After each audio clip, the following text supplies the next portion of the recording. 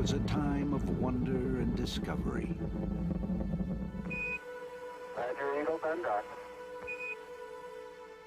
6 trips to the lunar surface revealed much about our closest celestial neighbor and changed forever the way we view our own planet.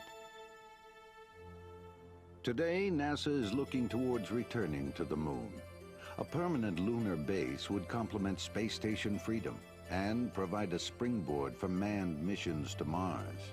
And if researchers at NASA's Center for the Commercial Development of Space in Wisconsin are successful, the first lunar settlers will also be miners.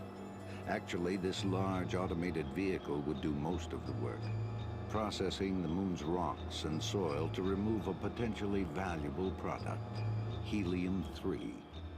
Just 25 metric tons of this rare isotope, roughly the capacity of the shuttle cargo bay, could provide enough energy to generate all the electricity used in this country in an entire year. Helium-3 is produced by fusion reactions in the sun and carried through space by the solar wind. Earth's atmosphere shields us from the solar wind, but it has been depositing helium-3 on the moon for more than 1 billion years. Former Senator Jack Schmitt was part of the Apollo 17 mission, which marked our last, or as he likes to say, our most recent journey to the lunar surface. We can't always use fossil fuels for the production of electricity. There are many environmental reasons why you don't want to do that. One of the most popular now, of course, is the addition of CO2 to the atmosphere.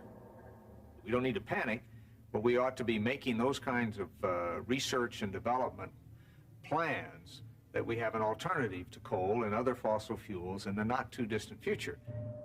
Studies indicate that the amount of radioactivity in a device like this generating energy from helium-3 will be 1/1,000,000th less than in nuclear systems used today.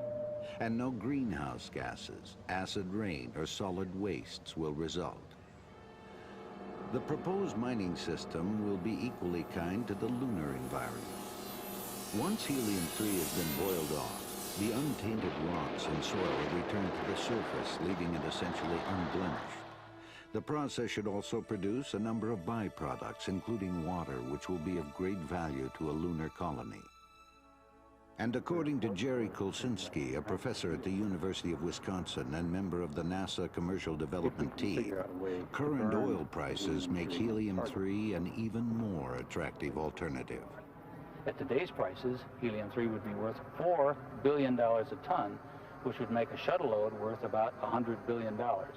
And that's enough, I think, for any businessman to figure out a way to make a profit.